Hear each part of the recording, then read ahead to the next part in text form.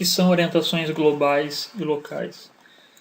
Esse termo é muito comum quando a gente trabalha com 3D e significa o quê? As orientações globais e locais, né, e até algumas outras que a gente pode trabalhar, elas são referentes aos nossos gizmos, às nossas setas, aos nossos eixos de orientação.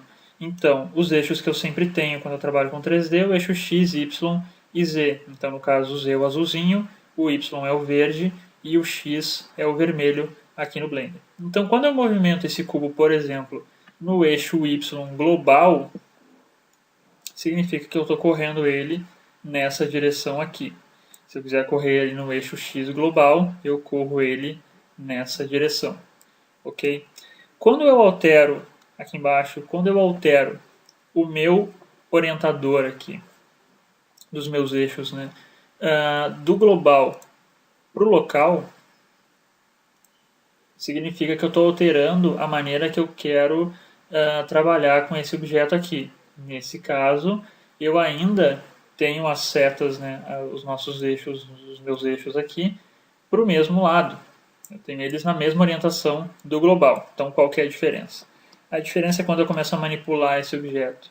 Se eu rotacionar esse cubo aqui, aproximadamente uns 45 graus, olha o que acontece. Os meus eixos, né, que estavam dentro ali do meu objeto, eles mudaram o ângulo. Eles também levaram em consideração que eu mudando 45 graus do meu objeto, eles foram na mesma direção. Então, se eu tentar correr esse meu cubo agora daqui para cá, ou seja, travar ele no eixo Y, que foi o que eu fiz antes, ele vai correr para cima.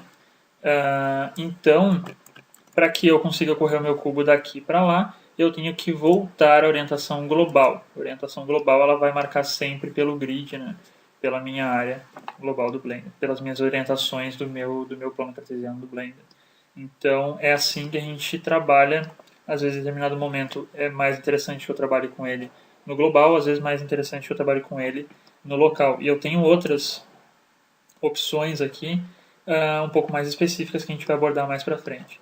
Se eu criar um outro cubo aqui, vai ter uma cor um pouquinho diferente aqui, um cinza, eu consigo ver bem. Ó. Quando eu seleciono no meu transformador aqui, no meu eixo local, e eu seleciono o meu cubo cinza, ele está orientado da mesma maneira do meu global, mesma maneira do meu grid lá do Blender.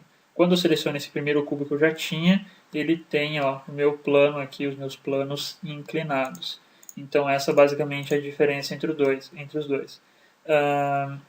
É muito importante que a gente cuide conforme a gente vai trabalhando, porque é muito fácil de, às vezes, fazer uma bobagem por conta dessas duas orientações diferentes.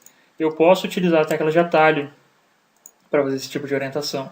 Se eu tiver com o eixo global aqui marcado e eu apertar o G e o Y, ou seja, movimentar ele no Y travado, ele vai, por definição, sempre buscar primeiro o eixo global. Se eu apertar o Y novamente, ele marca o meu Y local. Então a gente pode também, pela tecla de atalho, marcar direto o nosso eixo local ou global.